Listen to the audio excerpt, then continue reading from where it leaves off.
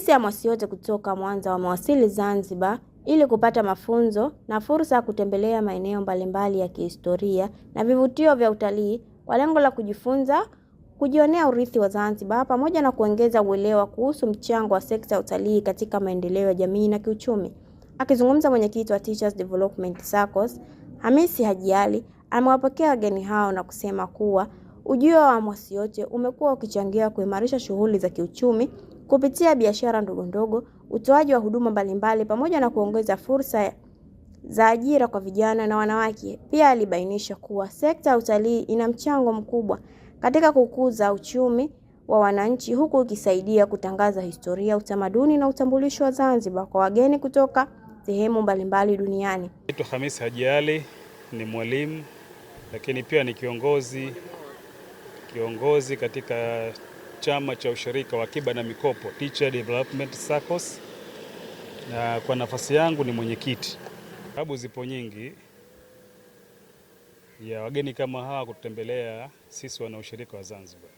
Sifa kubwa ya Zanzibar ambayo kule bara inawashangaza, kwa nini SACCOS ama vyama vya ushirika vya Zanzibar vinakwenda na vinafanya kazi na vinapiga hatua maendeleo bila ya kutumia mfumo wa riba. Hichi kitu kwao ambacho kimekuwa ni cha ajabu sana na kinawavutia sana kuja kujifunza na kuona mnawezaje kuendesha hizi taasisi bila kutumia riba. Mwenyekiti wa Amwasiote SACCOS, Asha Mwahiza, alisema ziara hiyo imewapa fursa kujionea historia ya Zanzibar na kujifunza namna ya utalii unavyochangia maendeleo ya wananchi. SACCOS inayopatikana katika jiji la Mwanza, Tanzania. Teachers Women SACCOS Mwasiote.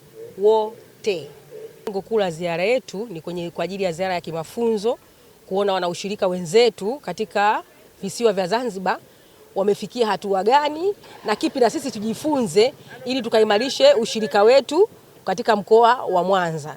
Lakini pia vile nje ya mafunzo pia vile tukasema ngoja tuunge na jitihada za Mheshimiwa Rais wa Jamhuri ya Muungano wa Tanzania katika kuhamasisha swala la utalii. Kwa nje na mafunzo ya ushirika pia vile tumepata nafasi ya kutembelea vivutio mbalimbali vinavyopatikana hapa Zanzibar. Naye Catherine Leo alisema wamepata maelezo kuhusu historia ya Kizimkazi na umuhimu wake katika kuvutia watalii ndani na nje ya nchi. Washirika hao wamesema kuwa maarifa waliojifunza yatawasaidia kuwa mabalozi wazuri wa kuitangaza Zanzibar na kuhamasisha jamii kuthamini rasilimali za utalii. Catherine Leo, natokea mkoa wa Mwanza katika kikundi cha Amwasiote.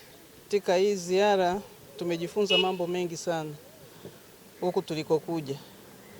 Tumetembelea bichi mbalimbali, tumetembea miji mbalimbali humo mjini. Kwa hiyo tumefurahia sana. Katika eneo hili la Zanzibar nimefurahi maeneo yote, lakini zaidi Kizimkazi.